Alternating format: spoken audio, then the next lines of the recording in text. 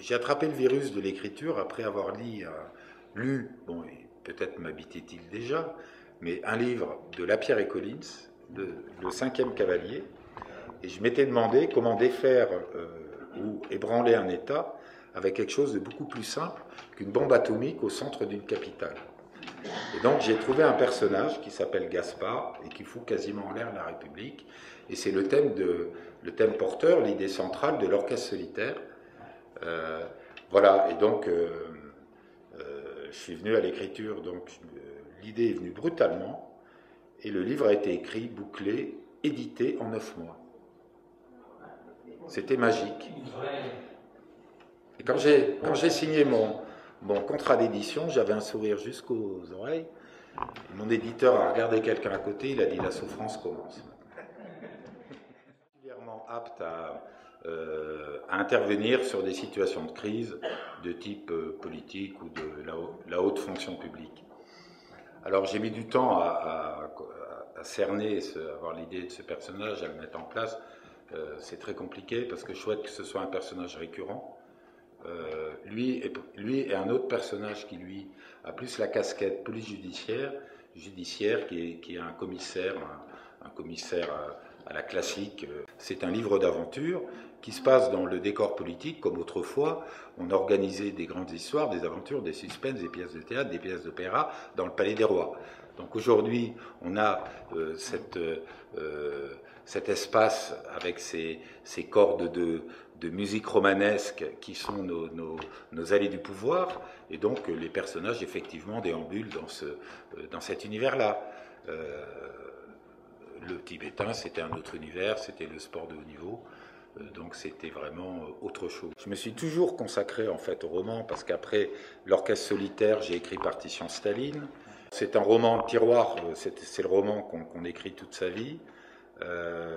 Mais j'ai vraiment écrit de manière, si vous voulez, organisée de nouveau, après avoir été avocat, parce qu'il est impossible d'avoir un métier aussi astreignant que ce métier-là, comme tant d'autres d'ailleurs, mais et à la fois de consacrer des heures dans sa journée à réfléchir, à écrire un roman.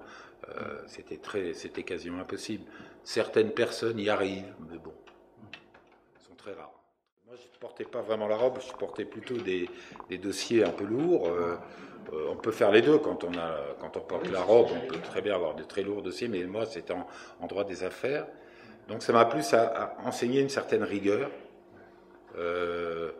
une certaine façon de calibrer les choses, de les voir, de les analyser. Plus jeune, j'avais tendance, comme beaucoup de jeunes, à partir un peu dans tous les sens, avec peut-être aussi une imagination autre. Donc voilà, c'est ce que ça m'a apporté. L'éditeur m'a dit, attention, il ne faut pas qu'il se positionne comme livre politique. Cahier des charges au départ, c'était pas pour l'écrire, hein, c'était quand le livre a été écrit qu'il allait être édité, parce que le marché des livres politiques est plus du tout porteur, etc. etc. Donc que le livre se situe dans l'univers de nos politiciens futurs, c'était déjà en soi un tout petit handicap, parce que le livre pouvait être classé par ceux qui ne l'ont pas lu comme un livre arrangé dans le clan, dans la bibliothèque des livres politiques. Et c'est pas ça du tout. C'est d'ailleurs un paradoxe, parce que on aime beaucoup la police et on n'aime pas les politiques. Alors que souvent les policiers dans les films sont des très méchants, et on aime quand même la police, parce que la police c'est un métier d'aventure. La politique ça se situe autrement, donc c'est des situations acquises souvent, c'est ce que les gens perçoivent, donc ça agace. Et en politique il y a beaucoup d'impostures, il y a des imposteurs, et il n'y a rien de pire dans une histoire racontée que l'imposteur. L'imposteur c'est la personne qui est illégitime. L'illégitimité c'est ce qu'il y a de plus insupportable. Voilà ce qui est d'ailleurs, c'est un point porteur de la conspiration. C'est un livre dont je dirais la carte maîtresse, c'est la légitimité. Les conspirateurs, eux, ne peuvent pas avoir la légitimité. En conspirant, ils n'acquerront jamais la légitimité. Pour acquérir la légitimité, il n'y a que deux solutions, c'est l'élection ou la révolution. Donc la légitimité, c'est c'est une notion tout à fait incorporelle, mais qui est constante. On va élire un président qui n'est pas légitime, c'est ce qu'on pense. C'est ce qu'on pense. Ensuite, le sera-t-il ou pas, on ne le sait pas. Donc c'est la problématique du début de la conspiration. Je dirais l'espèce de centre de gravité tourne autour de la notion de légitimité. On commence effectivement avec Dufour, qui lui est de la sécurité intérieure, avec donc des hommes de police judiciaire avec lui. Ensuite, il côtoie évidemment les personnes du service de protection des hautes personnalités. Ensuite, il intervient dans le QG de campagne d'un président élu.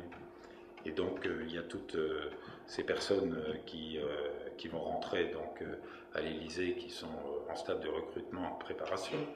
Il y a cet énorme problème qui surgit. Il y a la lutte, il y a la relation très intéressante entre un président qui est élu et un président battu. C'est le président battu, au cas particulier, ce n'est pas toujours le cas de figure. Le président battu détient encore l'intégralité du pouvoir, en théorie même, mais le lendemain de l'élection, il l'a, et celle-ci va glisser lentement entre les mains du président élu.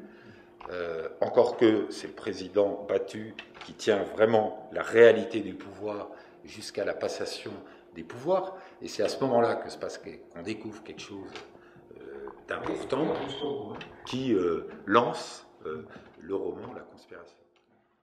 C'est un peu la colonne vertébrale de ce ouvrage, qui est la suite logique d'ailleurs de la notion de légitimité, c'est le droit constitutionnel. Parce que le livre commence sur une fraude au faux parrainage à l'élection présidentielle, une fraude au parrainage à l'élection présidentielle, et il ne fallait pas se louper, personne ne connaît le droit constitutionnel, c'est très compliqué, on le connaît dans ses grandes lignes, mais là, s'agissant des parrainages, il fallait connaître donc un peu le droit électoral, et là je me suis adossé sur une spécialiste, comme je le fais toujours, en droit constitutionnel, qui a revu et qui m'a aidé à corriger la copie. C'est l'objet de mon roman en cours, qui est bien avancé, dont le titre provisoire serait L'accident, sur fond de SRPJ, parce que c'est une affaire politique, mais il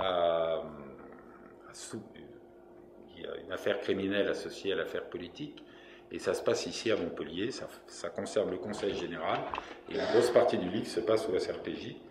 Donc Gilles Soulier, qui est le directeur du SRPJ, a eu la gentillesse donc de me conduire à travers le SRPJ, avec qui j'ai des réunions régulières, pour me familiariser avec donc la science du polar. Parce que moi, j'étais plutôt familier de la science de ce qu'on appelle dans le monde anglo-saxon du technical thriller. C'est le roman à connotation, si vous voulez, pouvoir, système, pouvoir. Et là maintenant, mon pari, c'est rentrer dans des suspens peut-être un peu plus simples, mais qui sont des suspens à connotation principalement criminelle. Je remercie donc une personne donc, qui a été un grand nom des renseignements généraux en France, qui n'existe plus, mais qui existe encore, qui est la personne qui a fait la planque devant la ferme où il y avait le groupe terroriste Action Directe. C'est lui qui les a fait arrêter avec le RAID à l'époque. Hein. Et donc j'ai eu la chance de le connaître. Et il m'a corrigé. On a corrigé quand le livre était en manuscrit final. On a corrigé tout ce qui affairait à la notion de sécurité intérieure et surtout à la notion de qui peut faire quoi. Un préfet ne peut pas être OPJ. Un certain nombre de choses comme ça. Donc on a redéfini les fonctions en fonction de l'histoire. Vous avez dû aussi avoir des conseillers médicaux, parce qu'il y a ce Castagnin. Ah oui. Quelques cases de... Alors là, j'ai tapé assez fort, parce qu'il s'est trouvé, le livre étant édité, que mon ami qui m'a conseillé en matière médicale est le neurochirurgien qui a opéré Michael Schumacher, donc du CHU de Grenoble. Alors on a quelqu'un dans le livre qui a un AVC à un moment, donc ça tombait bien. Pour le livre, hein, bien sûr. Et c'était avant, hein, je le signale, hein, c'était avant. Alors oui, bien sûr, on est comme on dit quand on écrit, on est des pickpockets, on est des prédateurs, enfin on est des vampires, parce qu'on essaye partout quand on le voit, en fonction de son histoire. On aspire, oui, voilà. On aspire ce qui est utile à l'histoire. C'est pas une curiosité générale. Donc à la limite, c'est une démarche d'un culte qui apprend des choses qui lui sont vraiment utiles. Il ne faut pas trop avoir l'esprit encombré non plus pour pouvoir vraiment naviguer. Sinon, on n'est tenu que par des règles et des contraintes, des couloirs. Si on connaît tout trop bien, et on n'écrit plus rien en définitive, parce que l'esprit étant cloisonné par toutes ces règles, toutes ces connaissances, il peut plus difficilement voyager. Donc c'est bien de partir à la limite, sans équipement, et petit à petit d'adapter les équipes, de voir si ce qu'on a écrit est exact.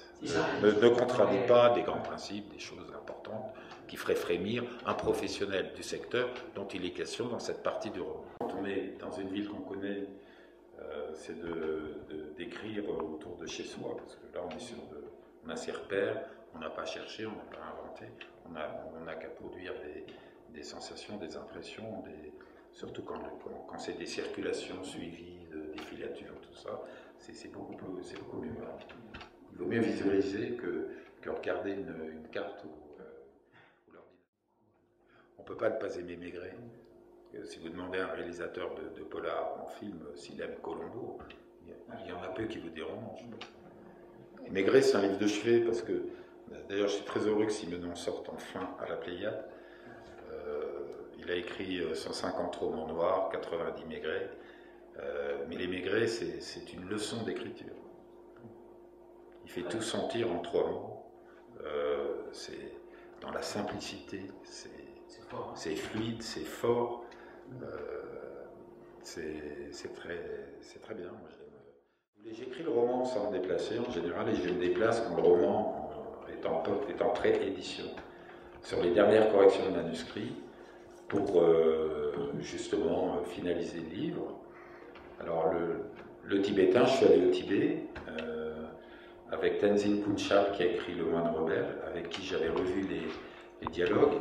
Tenzin, c'est ce jeune moine que vous avez dû voir sur les télévisions, notamment avec Patrick Poivre d'Arvor, qui était dans sa robe de moine tibétain, et qui arrivait d'une geôle chinoise au Tibet, donc, qui s'est échappé, et qui est arrivé en France. Et j'ai voulu le rencontrer, je l'ai rencontré, on a sympathisé. Il m'a aidé à finaliser les dialogues du tibétain, parce que comment un tibétain parle, un père tibétain parle à son fils, par exemple, ça ne s'invente pas, il faut que ce soit vrai, que ça paraisse vrai, en tout cas que ça le soit. Et donc je suis allé au Tibet, et je suis allé voir ses parents qui ne pouvaient pas aller voir, et j'ai trouvé mon lac pour Mikio, ce lac où il a appris à nager. Parce que là on nageait, mais en vérité, dans le tibétain, c'est un nageur. Alors le prochain, c'est moins une incertitude, parce que lui, je l'ai fini en termes d'histoire, donc maintenant je le retravaille. C'est compliqué parce que au départ, donc, il y a l'écriture. Ensuite, bon, il y a une histoire qui est pré-écrite. Si vous voulez, il y a un plan, mais un plan qui se modifie de manière empirique. Ensuite, donc, on arrive à une colonne vertébrale de l'histoire, une ossature de l'histoire. Ensuite, il faut lui donner vie. Donc, tout ce qui donne vie change aussi l'histoire. Donc l'histoire se complète, on peut arriver à un moment où on se dit j'ai fini mon histoire et voir qu'elle est compliquée, qu'elle est tirée par les cheveux, qu'il y a des trucs qui ne vont pas, qu'il y a des incohérences qui ont été réparées par des choses qui sont trop lourdes, etc. Donc il faut toujours que ce soit, in fine, dans sa tête, il faut se dire là c'est bon, ça marche, c'est bien. Et ça c'est pas gagné. Alors je vais revenir à Maigret qui disait que la plupart des grands criminels ne sont pas des criminels par destination, mais sont des criminels, malheureusement, qu'ils sont devenus en un dixième de seconde, et qu'ils regrettent ensuite, ou qu'ils ne regrettent pas, ça pouvait être prémédité bien sûr, mais c'est un moment de leur vie, ce ne sont pas des criminels nés. Donc c'est l'accident, le crime, la plupart du temps, d'après ce que j'ai pu comprendre. Je vois quelqu'un qui n'est pas d'accord avec ça.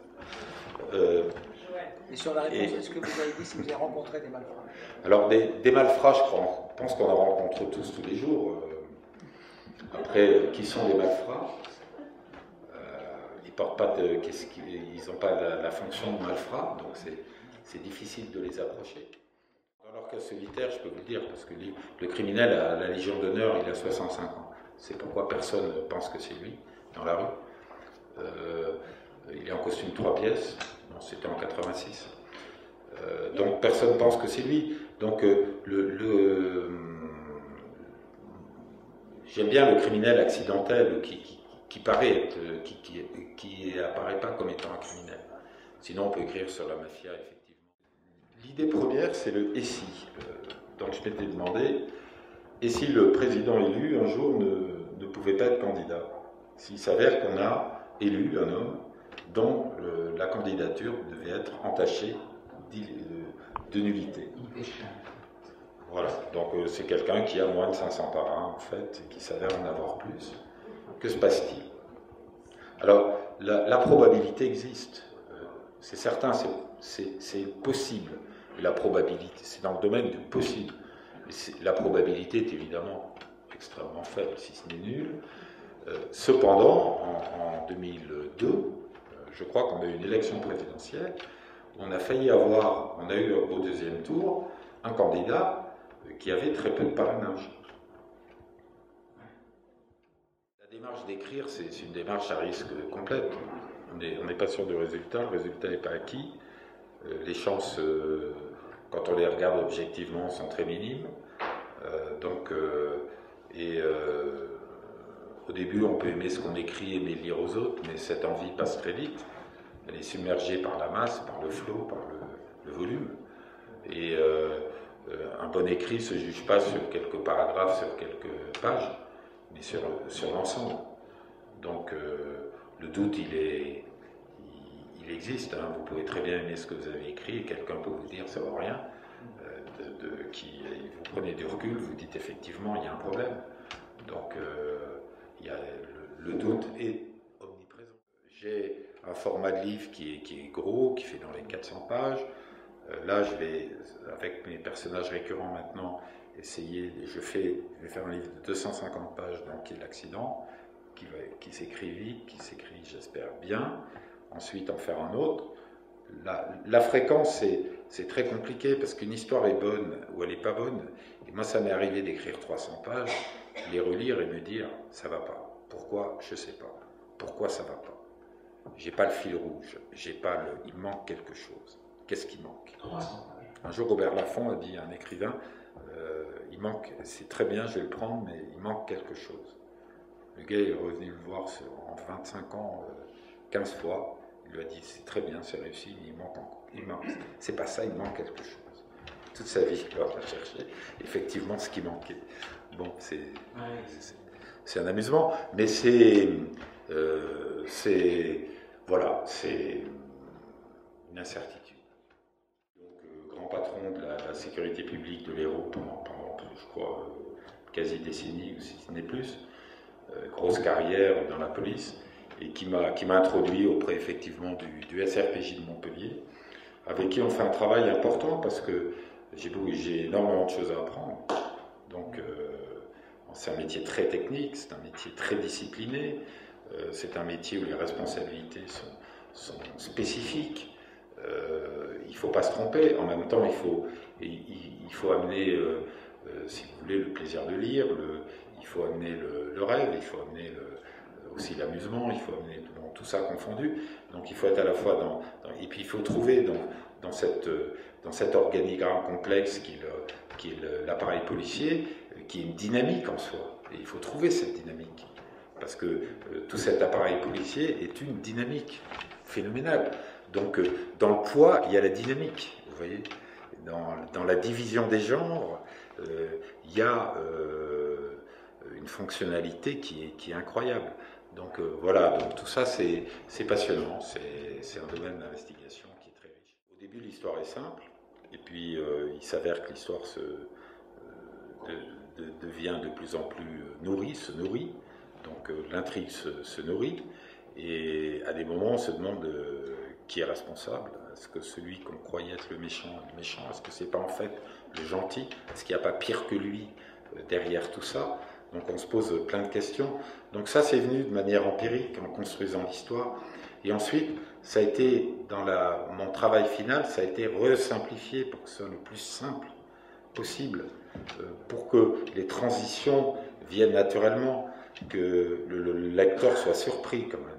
Parce qu'il n'y a rien de pire que quand le lecteur, déjà, se dit dans sa tête les phrases suivantes. Donc ça, c'est pas bon du tout. Donc, je dirais, l'histoire, mon rêve serait de décrire une histoire à grand suspense, très très simple, avec quasiment aucun élément. Mais là, c'était impossible parce que le thème de la conspiration lui-même est un thème qui dit ce qu'il veut dire. Une conspiration, d'ailleurs, est en 3 phrases. On commence par une cabale, on décrédibilise la cible, on lui fait porter tous les péchés du monde. Ensuite, quand elle est décrédibilisée, les gens n'en veulent plus, on peut monter un complot pour l'éliminer, les gens ne la regretteront pas. Et quand les places sont libérées, eh bien, on prend ces places et on fait peut-être pire. Et ça, c'est la conspiration, qui englobe la cabale, le complot, et qui finit par l'acte 3, la conspiration. Et ça, c'était mon schéma moteur pendant le livre. D'ailleurs, le mot conspiration, à part le titre, n'est employé nulle part, ne figure pas. Il faut y aller avec grande parcimonie, parce qu'il ne faut pas trop être influencé non plus. Et puis les gens, il faut voir. Si vous imaginez, vous recevez un manuscrit de 500 ou 600 pages, parce que un paquet comme ça, et votre copain vous dit, vous pourriez me lire ça, t'es gentil, et me dire ce que t'en penses. C'est pas gagné. Hein. Alors, donc déjà, c'est pas un cadeau de faire lire un manuscrit. Ensuite, non mais c'est vrai, hein, c'est pénible. Vous l'écrivez à la main? Non. Ah non, l'orchestre solitaire, j'écrivais avec une IBM à boule, et je faisais des découpages, et je mettais du blanc, vous savez, comme au bon vieux temps.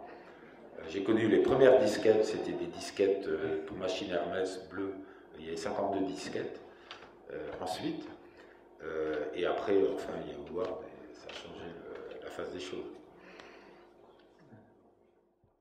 Il faut être opportuniste. Hein. Le seul lecteur, il n'y en a qu'un, c'est l'éditeur. Parce que lui, c'est oui ou non. Il le lira qu'une fois, même si vous avez écrit plusieurs romans avec lui, tout ça, il le lira qu'une fois. Si ça ne lui va pas, c'est fini. Donc, il n'y a pas de rattrapage. C'est comme ça que je vois les choses, en tout cas. Il peut vous dire, donc, reprends un peu là, mets quelque chose... Ah oui, mais après on corrige.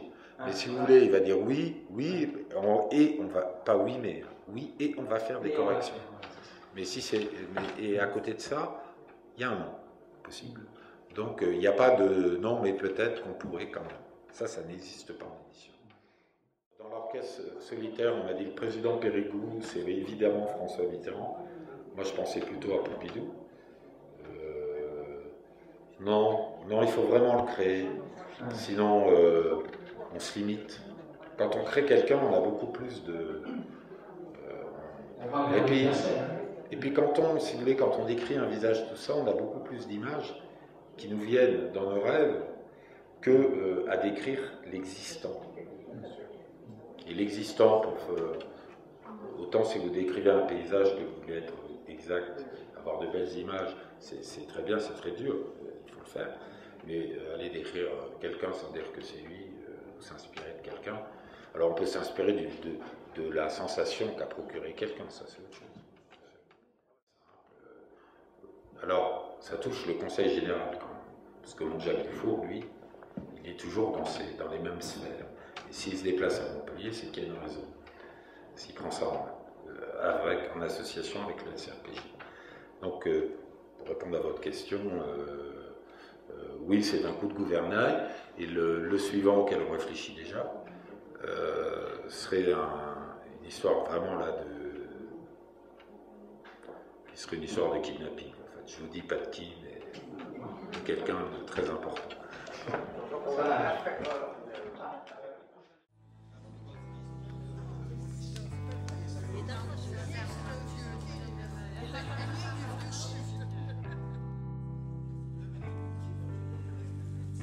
Si, si, si.